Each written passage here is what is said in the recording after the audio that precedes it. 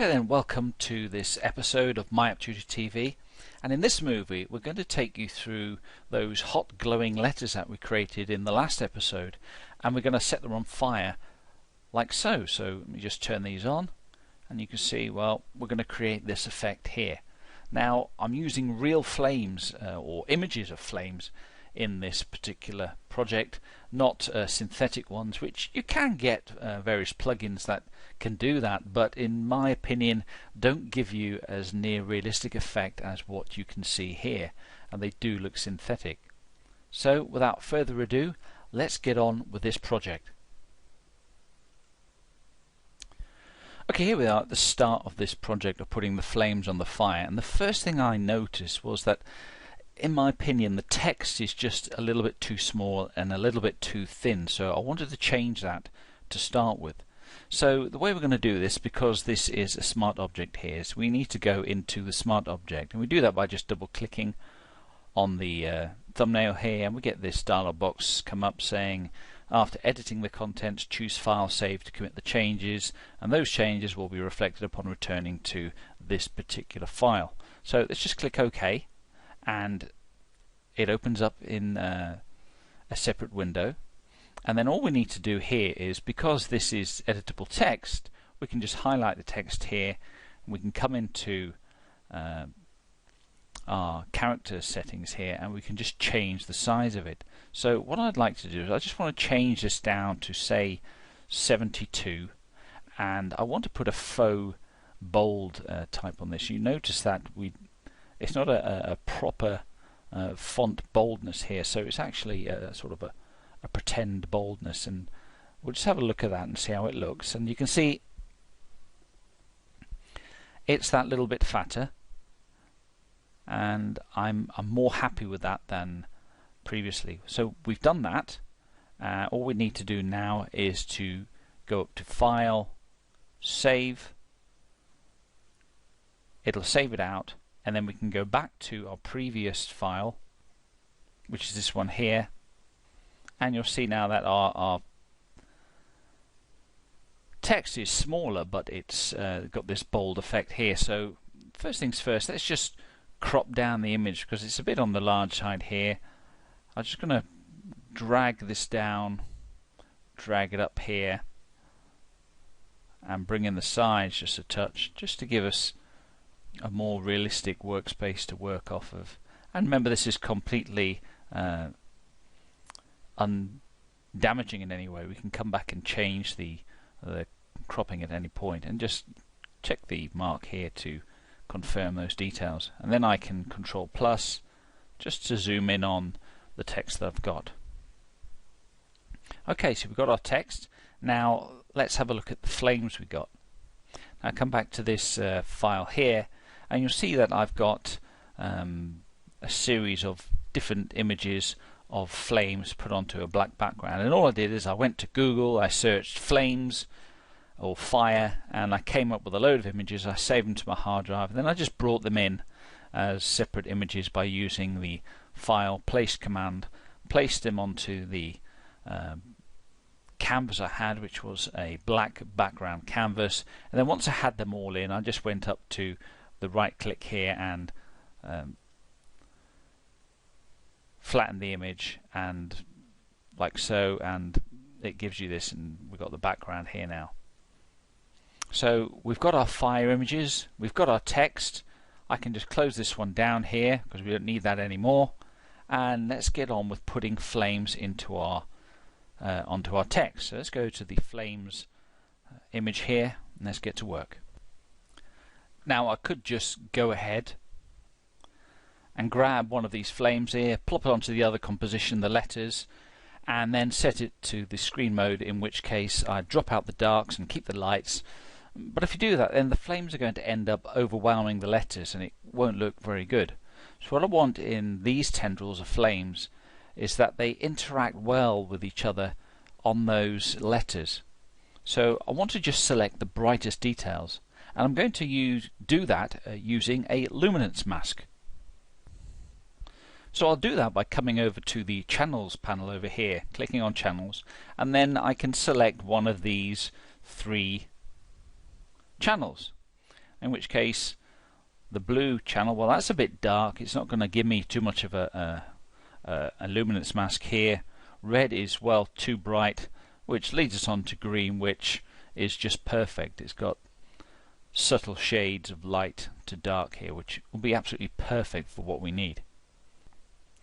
So what I'm going to do is, with that green channel selected, like so, I'm going to control click on it like so, which will then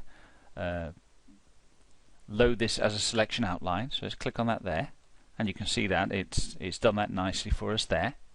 Then I'm going to select the RGB image again here, which loads that in nicely. And then I'm going to go back to the layers panel here, and then I'm going to Control Alt J, which will create a new layer for us and jump this selection to that layer. Just click OK, and there you go. So just turn this off here and you'll see what we got. Well, we've got the flame outlines here and it looks pretty good. So the first thing I want to do is just a bit of housekeeping. Let's change the name here. So it's double clicking where it says layer 1 here. And let's just change this to flames. And then I just want to change the screen mode here to screen, which, as you can see, brightens up the image significantly. So what I'm going to do with that selected is I'm going to come up to the lasso tool here, which is down here, and then I'm going to make a selection selecting all of these bits of flame here and ignoring this one here. So I'm just going to draw around here all the way down to the end here, up and all the way across. So selects them there, and then I'm going to do Shift Control J, which jumps up all those selected images up to a new layer and then leaves us with the one that we didn't select on a layer of its own, as you can see there. So once again I'm going to do that again. So I'm going to select these ones, make sure I get everything in here,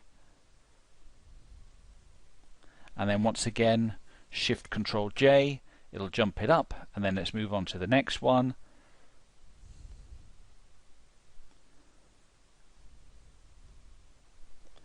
Shift Control J, we're getting there eventually. So we've got 1, 2, 3.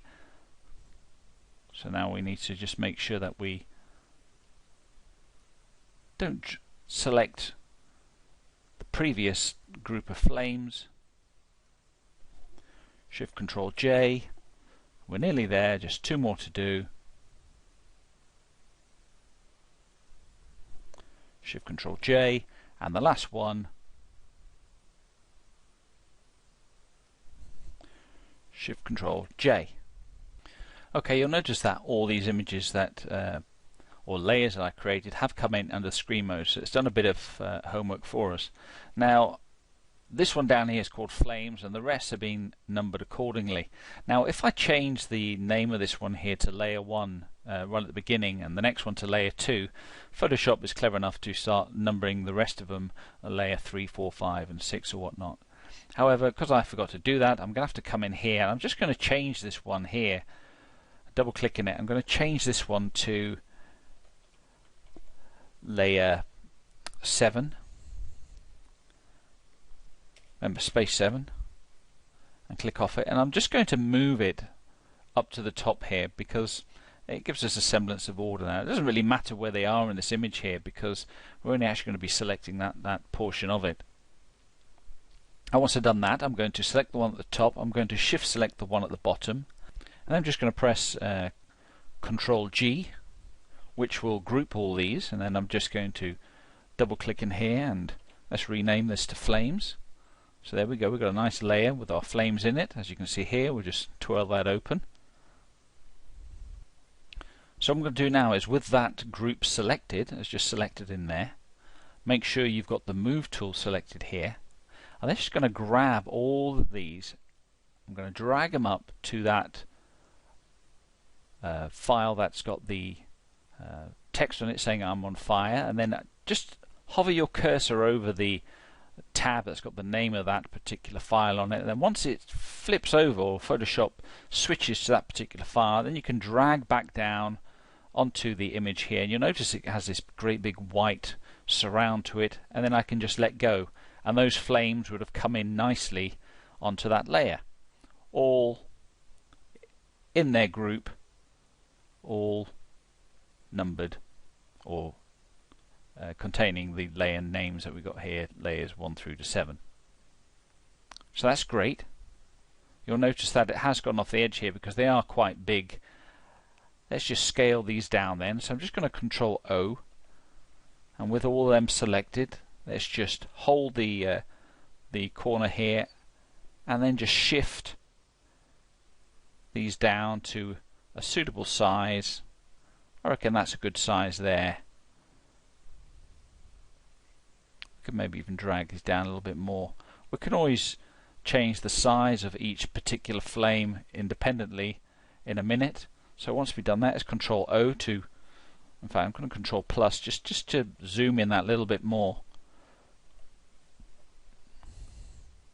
Now if you're using the Control plus and the Control minus and it's incrementally jumping too much like it is here, all you can do is you can come down to the little readout here that tells you the percentage, and if you press Control and have your cursor in it, you can then slide your mouse or your cursor from left to right, and it will zoom in and out that little bit more accurately as we got here. So let's start moving the individual pieces of fire. So let's open up or twirl open our flames group here, and let's go to our first layer here, which is layer 7. It's actually over here on the left hand side, and I'm just going to bring it over to the particular letters, and I'm going to put it at about, in fact I'm just going to, just at the bottom of where the flames are. That's great. Let's go to the next one, which is actually layer 1 down here, and that was probably alright where it was, so let's leave that one there. Let's go to layer 2. I'm going to put layer 2 just like so. I'm going to get layer 3, which appears to have nothing on it actually. I don't know how that's happened. So we can actually delete that layer because we don't really want that. So let's delete that layer. Let's come to layer 4. And this is a great big one. We can put that right in here like so. Layer 5, let's drag that over.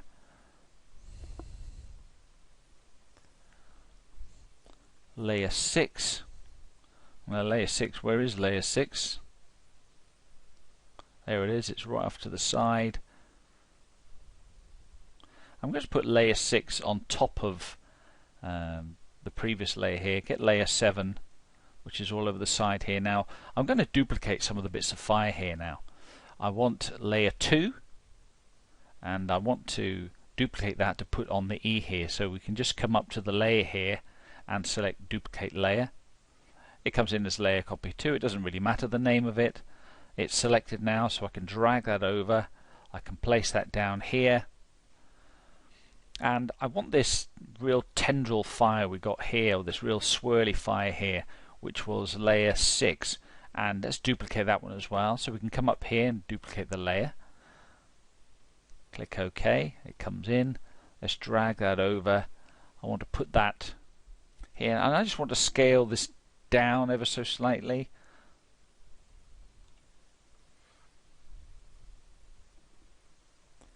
And put it about there like that. And let's duplicate that layer again, which was layer 6. Remember to check the little box here, layer 6. So once again I'm going to duplicate that layer. And I'm going to put that just at the end here. I'm maybe going to flip this around, and we can flip it around easy just by grabbing one side of it, dragging it over here, maybe making it that little bit wider. And then once again maybe just scale this down. like so. Check that, and then I want to join these up a bit here. So I'm going to make sure that I select maybe this one here and just drag it over. So I'm getting a bit of the swirly effect of all of this, and that'll probably do us for our flame. All our flames are on fire. That's great. So what I want to do here now is I'm just going to twirl close my flames layer here, and then I want to actually put it below my fire. So I've got the fire type on top. So just grab it and just drag it down here and place it. Make sure you let go of that little line going there, and you can see now that the fire wording comes through a lot better. So that's looking great at the minute, but it sort of looks like the fire is sort of coming from below the words here, which isn't quite what I'm after. So what I'm going to do is I'm going to create a mask and sort of blend the fire onto the wording itself. So ensure now you've got the flame group selected here. I'm going to come down to the mask icon down here and click on that, and that gives us our mask. And now I need to put a gradient in to sort of blend this upwards. So make sure you've got the mask selected here. Come over to the gradient tool, which is under the paint bucket here. Select it, and then make sure that you select the black to white gradient that we got here, and then we can just drag from the bottom here up. We can use the shift button to constrain this vertically, and you'll see, well, that's not quite what I want actually. Maybe that's a little bit better. It takes a little bit of fiddling around with this to get it exactly how you want it.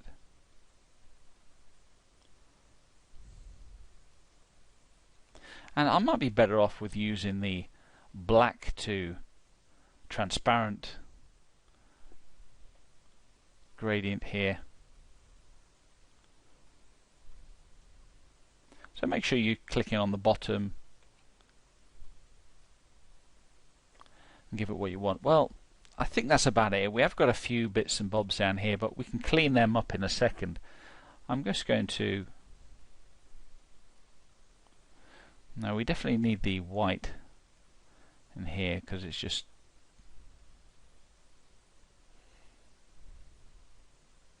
Yeah, so we don't want it to do much, just getting that subtle blend going right from the bottom here, moving on up.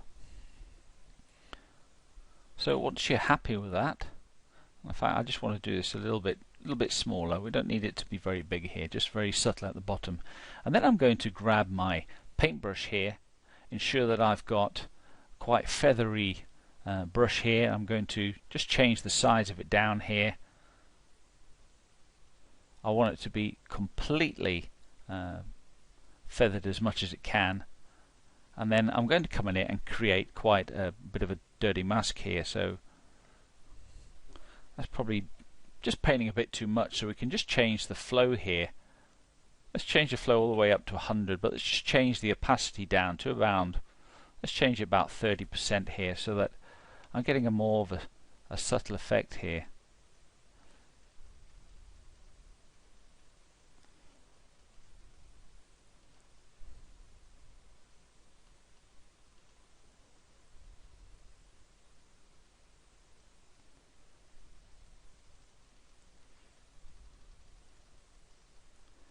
And then I'll just paint in between the bits where I don't particularly want flames right at the start. I don't want flames just erupting from nothing. So all at the bottom here, these all need to go, and we just crank up the opacity for these bits because we don't really need them. Now you'll notice that when I'm painting below here, well, nothing's disappearing. And one of the reasons that could be is that, and this is a fault of my own as sort of a lesson for you, is I need to make sure that I've got the correct colour in here for my brush. Now if I click on this, you'll see, wow, I thought I was painting in black, but I'm not. I'm actually painting in this sort of dark purpley colour. So let's just get the colour black, click OK, and then when I come in here I am painting black, which will remove any traces of any flames in areas that we don't particularly want. So I'm just going to change the opacity down here just a touch again so I can come in here and really sort of flesh out the areas I don't particularly want flames. I'm happy with that. Just in here maybe just a little,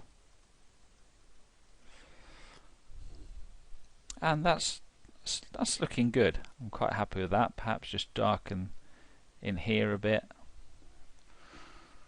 That's good. I'm quite happy. I like how this looks in here. Maybe just change just inside here a bit. Now it doesn't look very realistic, this fading to a sort of black color, and we can fix that now. So how am I going to fix that? Well, it's going to be a two-step process here. The first thing I'm going to do is have that selected mask here, and I'm just going to come up to the smudge tool, which can be found under this icon here, which at the minute is the blur tool. Just click on it, hold it, and you get the smudge tool here. And then I'm just going to drag in here, and I'm sort of dragging. I could just maybe increase the size of that slightly. So it's just dragging bits of flame back into the image here that somehow I've smudged out.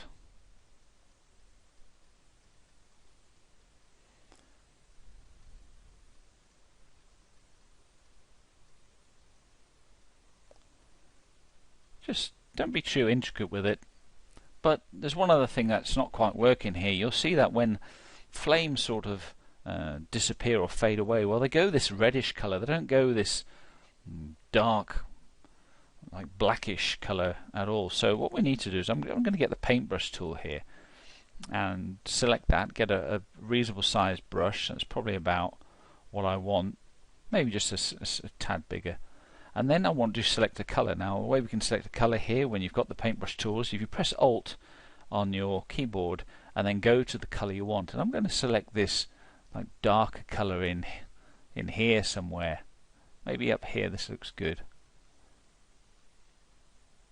Now the reason why it's coming through white is because I have the mask selected at the minute, so I need to come back and then I need to select that particular flame. So let's just select this one here, select the color we want.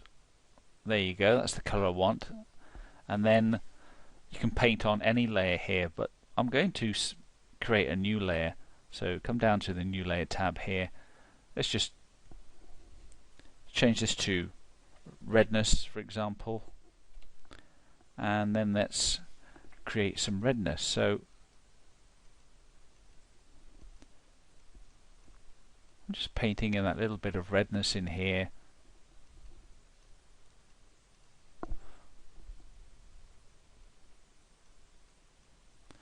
Let's just change the opacity to 0 for some reason. I had that set.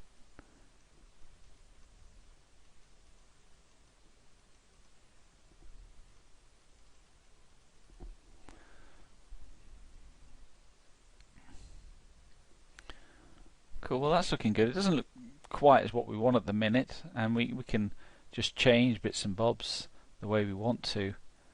But if we change one of the blend modes in a second, you'll see that it'll get a little bit better.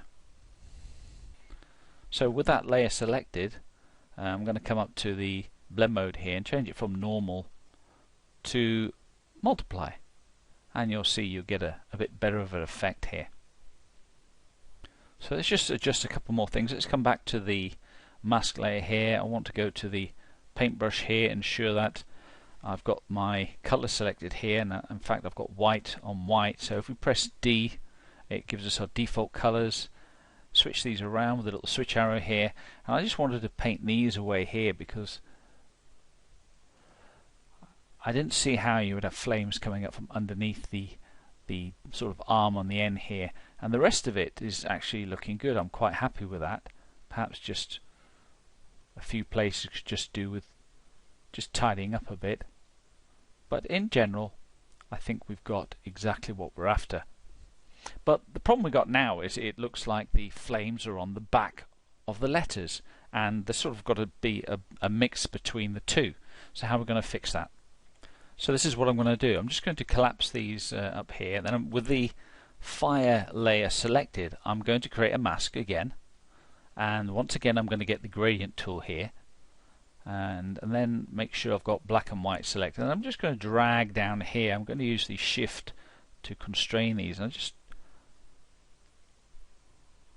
I just want to blend these so that the flames are coming through a bit. Maybe that's a bit too far. Yeah, that's beginning to look good there.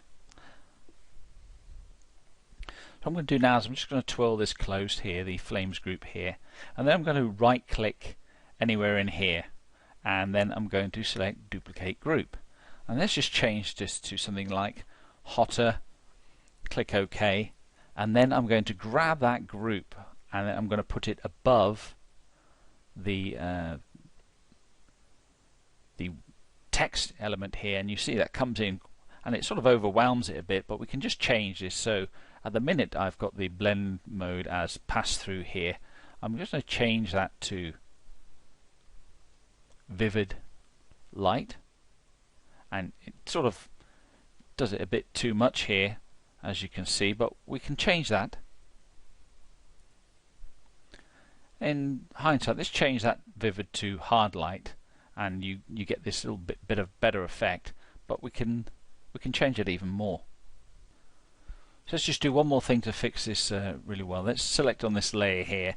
I'm going to press Ctrl Alt J, which will duplicate that layer. Just leave that as I'm on fire copy. Click OK, and then I want to drag that to the top of the stack again, and you'll see that it's now, oops, I've actually placed that inside this image here. So let's just go edit, undo layer order, and then just make sure that, in fact, what we can do is we can just drag this one below here. Sometimes it's a little bit easier, and then I need to just change the mode that we got here. We'll change that to soft light, and it gives us this sort of effect here. And then all I'm going to do is press the F key on the keyboard a couple of times. Just turn off the show transform controls, F key a few times, which gives us the full screen mode, and there you go. I'm on fire.